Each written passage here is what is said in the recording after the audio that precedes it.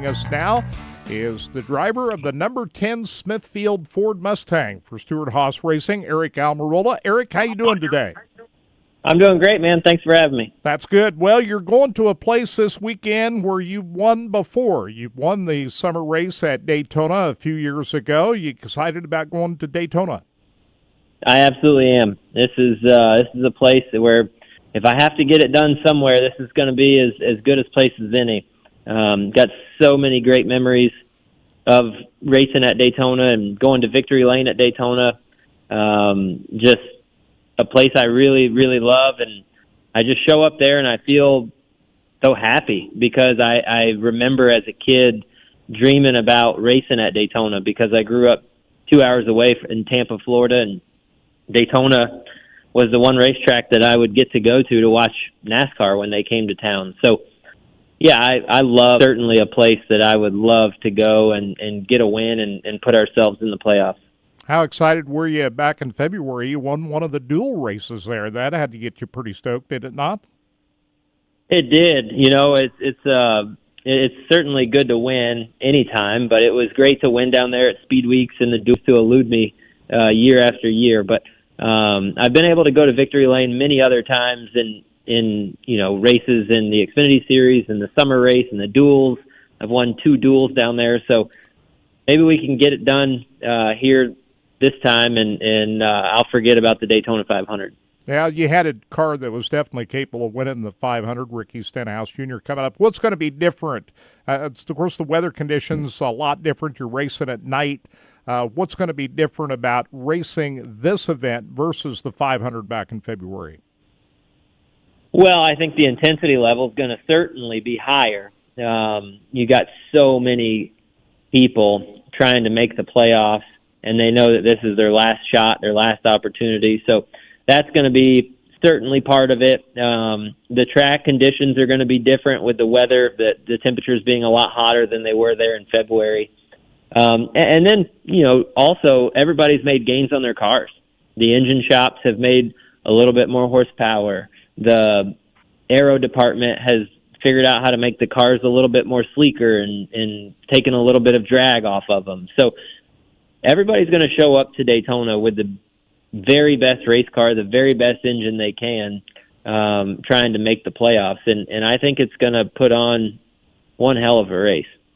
It's been a challenging year for the Stewart-Haas Racing team. All three of you guys have had your challenges this year. Chase Briscoe in the 14 and Kevin Harvick. He's in the playoffs on points this year, but it's how difficult has it been to try to get things dialed in with all of the cars at Stewart-Haas?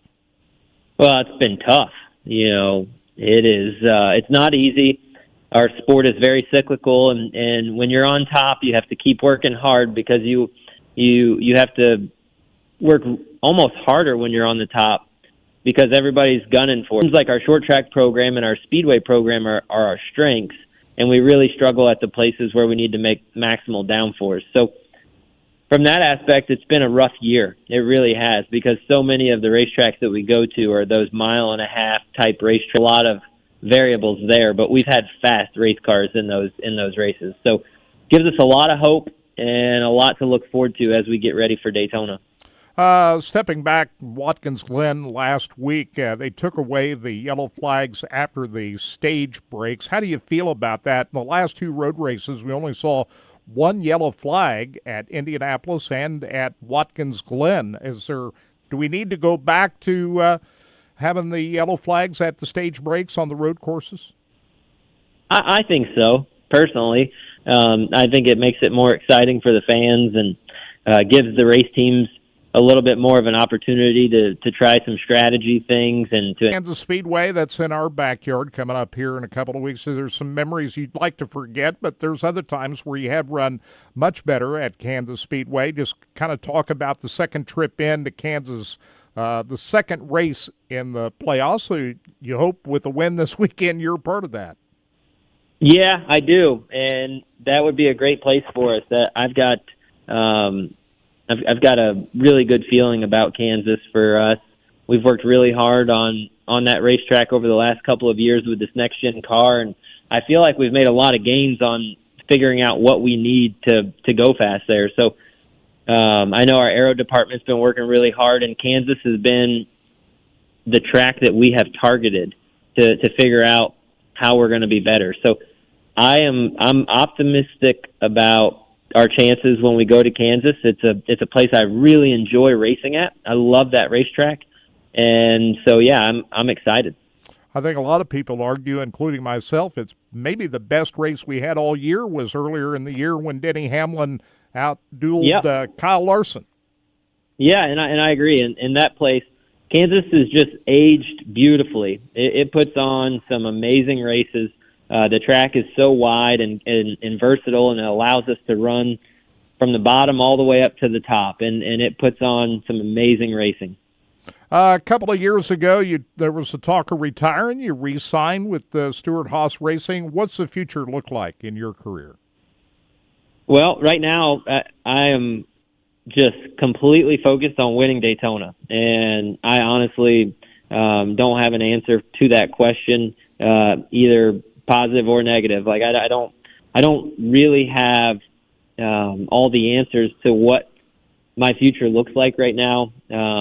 There's a lot of discussions internally, and we're trying to sort through a lot of different scenarios and different things. And we've put a lot of the discussions and questions on the back burner for right now, so that way we can remain focused on the ultimate priority, and that's making the playoffs and going down to Daytona and winning. So, to be honest, nothing else really matters at this point. What I do in 2024, or heck, even what I do next week, it's just not that important as it is to be really focused on going to Daytona and going down there and getting a win.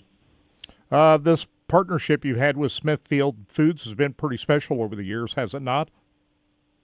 It's been amazing. 12 years of a relationship. They have been incredible partners to work with, and I look forward to working with them for years to come. They've embraced me as being part of the Smithfield family, and I do a tremendous amount of work for them, not only on the racetrack but off the racetrack. And they're a great company. They treat their people well, and it's a great group of people from the top down. And so, yeah, it's been an honor to represent them over the last 12 years.